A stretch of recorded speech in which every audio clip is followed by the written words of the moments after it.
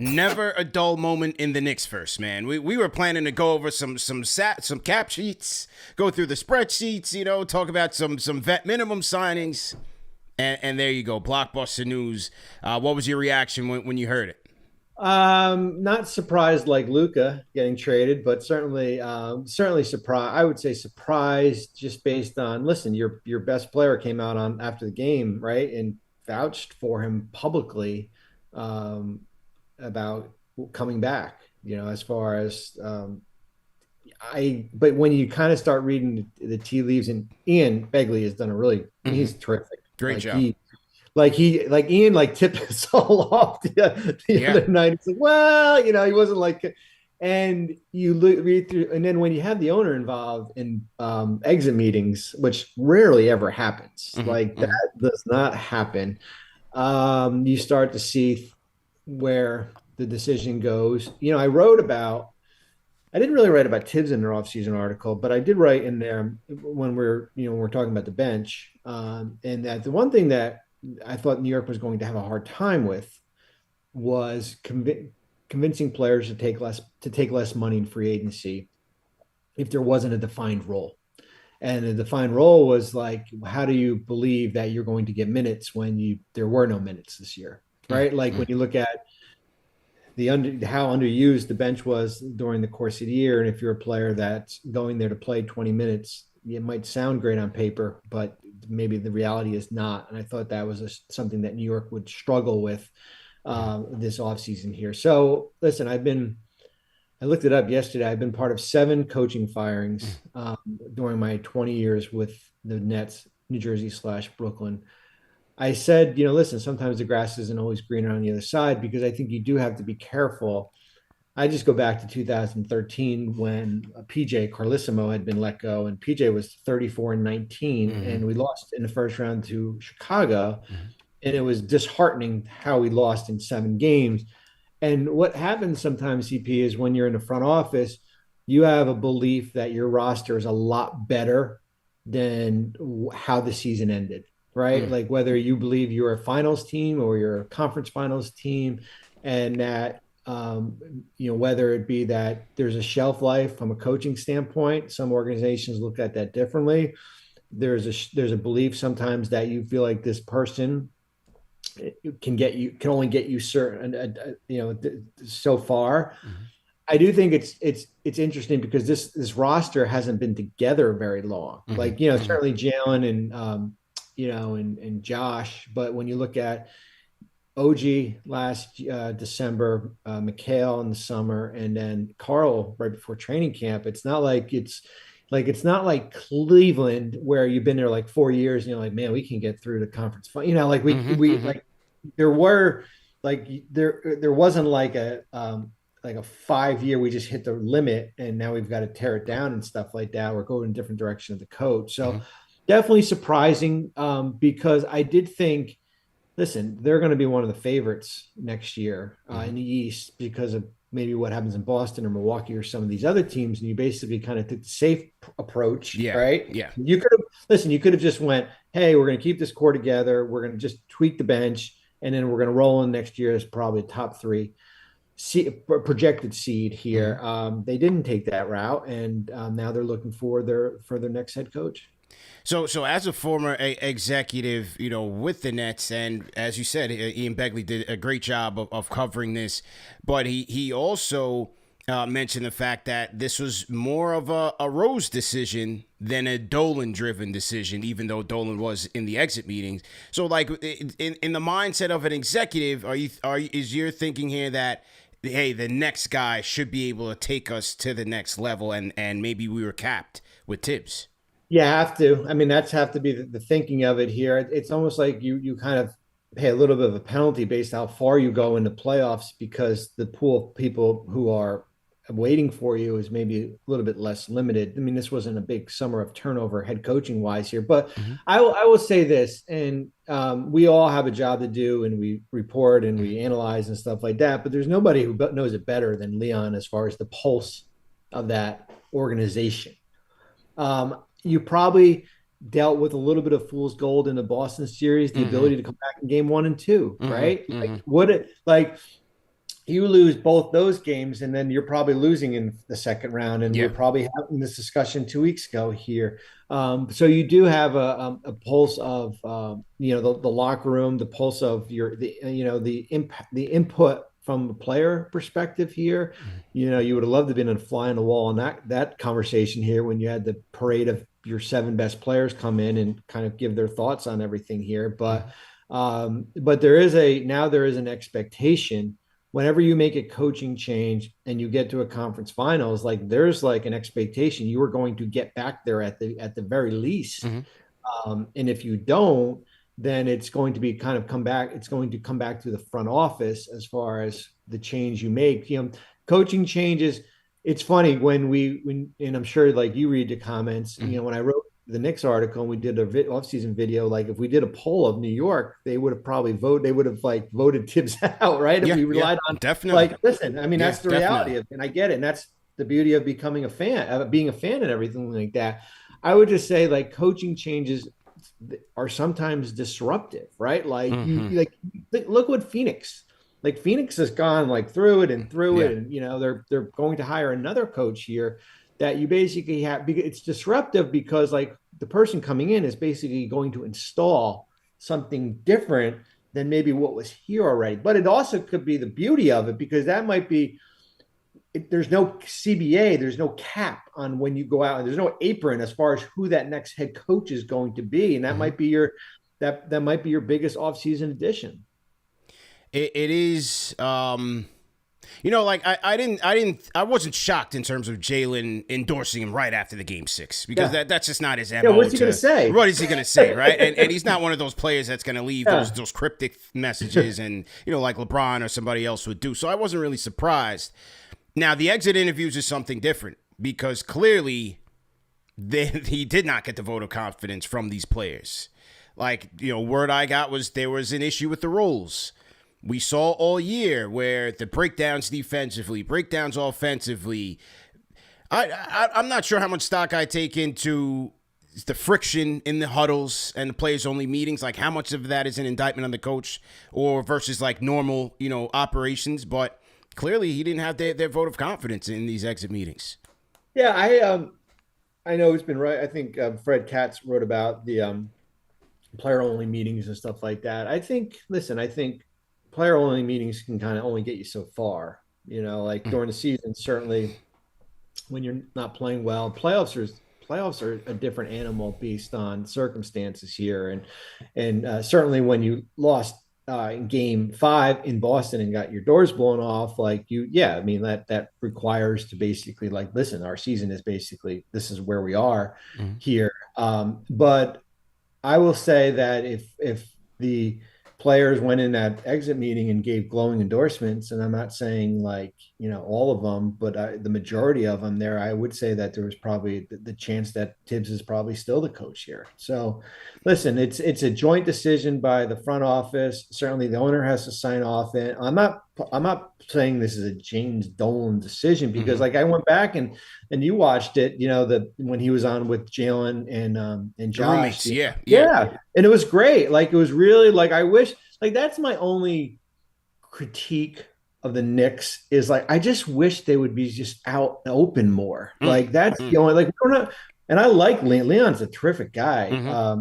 Like I wish like they were just out and that's the style. I wish they like it's like Stephen A went crazy yesterday and he Yeah. got a point. Like I'm not going to start calling people cowards and Mm, stuff, but I mm. would say this like because in the reality they don't need to because at the end of the day you're still going to get 20,000 people at Right, MSG in right. October and you're still going to have people walking down 33rd and 8th with a Knicks jersey on our Yeah. hat and stuff, but I do wish that there was more of that that openness as far as Mm, like okay, this is why we did it, this is where we're going. mm, You don't have to they don't have to give away the top secret information and stuff like mm. that, but just being more open and everything Open. like that. But Yeah. it will be interesting as far as who they hire, and the list of or the names that are being talked Mm-hmm. about. The former coaches this year, whether it be Mike Brown, Mm-hmm.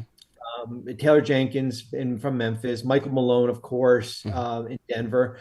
listen, they all got fired during the year. Some, I like all three of them. There's a reason why their teams went in a different direction, right or wrong. Mhm. I think it's challenging if you're going to go get a young assistant coach. Mhm. Like, you better make sure you got that Mhm. right. Like, Mhm. college coaches. Mhm. Listen, I've heard Danny Hurley's name. Yeah. Like that, like, and I think he's a heck of a college coach. This is a different Mhm. animal, This man. is different Like beast. this Different stuff, beast. Yeah. this Yeah. is a different beast Yeah. as far as 82 games of grind. Like Right. that stuff that you do on the sidelines in the Big East tournament, Yeah. that ain't working Yeah. here. I don't. Like Not in New that, York. Not in no, New no, no, York. no, No. no. No. No. So it'll be interesting as far as going through the process, because when Leon got hired, and he got hired right before COVID, Mhm. there was a relationship with Tibbs prior. Like that's the reality. Like this league is built on relationships. Mhm. So I am interested to see what direction New Mhm. York goes, because you're walking into a championship, with some addition. This is a high level team Mhm. with expectations that you're Mhm. walking into.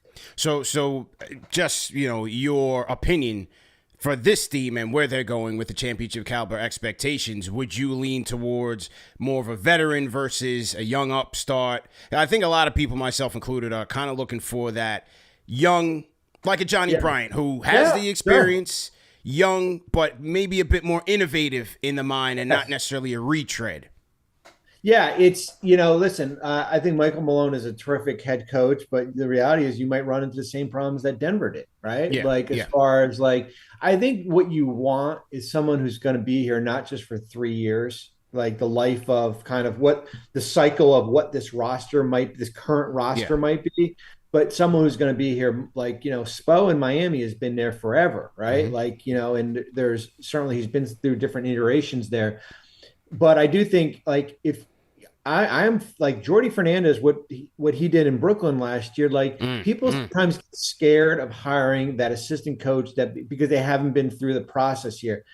I think sometimes it's refreshing when they have different ideas and they haven't been through the grind already.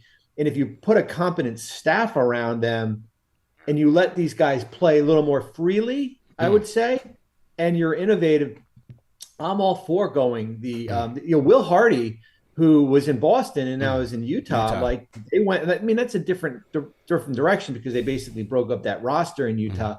But I think there is a lot of well-established young assistant coaches out there that would come in and do a really good job. That Mm. they just have to realize, like, this is what we're signing up for. When Ime Udoka went to Boston, Mm. that was his first go at it. Like, Yeah. he had been in Brooklyn with Mm. Durant and Kyrie in that group Mm. here. So I do think if you're going to go that route, I think it's, you're plucking a young assistant off a team that's been through this, right? Mm. Whether it be in Cleveland or some other Mm. situations. Have you heard anything like in your circles in terms of Johnny Bryant, like reputation, philosophy? Have you heard anything? I think he's terrific. I really do. I mean, I think I look at where he was in Utah, certainly on Quinn's staff there. Certainly, there was some time spent in New York, right? Yeah, having been here, as far as a familiarity with at least, from the city standpoint, from the expectations. I mean, you look at the success they had in Cleveland, certainly here. I think he would be really good here. I think it's interesting. That's the other thing too. It's like, there's a timing element all through all of this too, because he is one of two people that is in the final, Phoenix. the final running, Phoenix, right? So then you're thinking, like, you go back and you kind of read through the tea leaves. You're like, well, maybe we can't, when you're going through this process in New York, maybe we can't let this linger anymore, because that's going to be our guy, and we can't afford to lose him to another team. Yeah, and Phoenix is according to the latest report that they're choosing between him and Chris Ott. So we'll see what happens there, and was the timing of this coinciding with them potentially trying to get Johnny Bryant back here. So very interesting to see. CP The Fanchise, Bobby Marks in the building. Salute to everybody in the chat. Salute to all of our franchise channel members in the chat as well on this early morning edition of Knicks Fan TV. If you guys have questions for Bobby, you want to talk to him, call us up on the KFTV Discord. In relation to the second apron You know, Denver was a second apron team there, and second apron, risk. And Mike Malone is gone. Memphis's sheet was a little bit cleaner, but hey, Taylor Jenkins gone. What do you think is there any correlation between second apron roster building and these what seem to be quicker decisions on coaches or shorter ropes here? Yeah, I mean, listen, if you're financially challenged and you're pressed against the second apron, you're reliant more on certainly your starters. Listen, the Knicks and Denver, our stats group sent this to me. They are the first two teams since the 86-87 Celtics to average the most points per game among their starters. 86-87. Yes. Wow. So when you look at it, there's two ways to look at it. Your benches, you don't trust your bench. Right? Or or maybe you haven't done a good enough job building your bench, or maybe your players haven't developed as much. Denver was an interesting situation because they kind of, post Bruce Brown and certainly post KCP, Jeff Green also, like they were heavily reliant on draft picks. Like that bench was built with former draft picks, and if you're not there as far as from a comfortability standpoint, as far as playing them certain significant rotational minutes, that is why your starters are going to play a lot of minutes here. I think New York is a little bit different, certainly. And Memphis was different. They had a ton of injuries in Memphis. That was a big thing. Ja in and out of the lineup. I mean, shoot, they went from a 2 seed to like an 8 seed, in a blink of an eye. Mike Brown in Sacramento, certainly different too. I think that was kind of like, listen, Sacramento is Sacramento. That's probably one of the more unstable organizations here. I do think when you are faced, whether it be your first or second apron team, that you are like, you got to draft really well. B, you got to develop really well. Or C, you better find those kind of under the radar type, free agent type players. Like Indiana has been able to do it because Halliburton and Siakam make two max players, and they basically have pegged everyone a certain salary slot. You could do Aaron Nesmith because you flipped him for Malcolm Brogdon. You can do Miles Turner at $20 million. Miles Turner is probably going to be more expensive. Like TJ McConnell was a under the radar free agent. Matherin's a draft pick. The rest, Obi, of course, as they traded for and that. So like there's different ways as far as how you do it when you're top heavy in salary. When you have, I think I put like 92% of your salary is tied up in 6 players. It's a lot of pressure on your front office and your personnel department to go out and find those players. You got to find those players, and then hopefully you can retain them. Yeah. And again, that's why I wonder, for the Knicks' sake, we're going to be in Vegas for Summer League. I'm going to be watching Pacome Dadier, man. I got to see. I said Tim and Tyler Kolek, right? Like, you got to, like, they're not two guys that were picked like 58 and 59. Like, when you're drafting guys in the first round, and certainly Kolek early in the second round, like, those guys got to play. Like, you got to expand on playing more than just 400 regular season minutes this past year. Yeah, it's going to be very interesting. Their next step, I think, will be vital for this team from a rotation standpoint. But all very, very interesting. Now, you had mentioned a litany of names in terms of potential candidates here. Mark Stein mentioned guys who already have jobs. Jason Kidd, who was part of the initial group that came in prior to Thibodeau in terms of interviews. That was in 2020. Ime Udoka with the Rockets, Jason Kidd with the Mavericks. Hey, even a Hail Mary for Erik Spoelstra in South Beach, even though I think Riley will take that to the grave. What would it take to get one of these guys that are already under contract to bring them here? We haven't seen that in a long time. No, listen, in reality, we had when I was in Brooklyn, we traded Jason to Milwaukee, and we got 2 seconds back. Right. I mean, listen, Doc was traded from Boston to the Clippers for I think they got a first back. Yes. For him. I think I think Ime in Houston, I would say that's probably going to be a hard no. I think Mark had even said, like, even if they asked, they would. And Erik certainly in Miami. Listen, Spo's a I think Spo is a terrific coach. Jason is interesting. Jason has evolved a lot.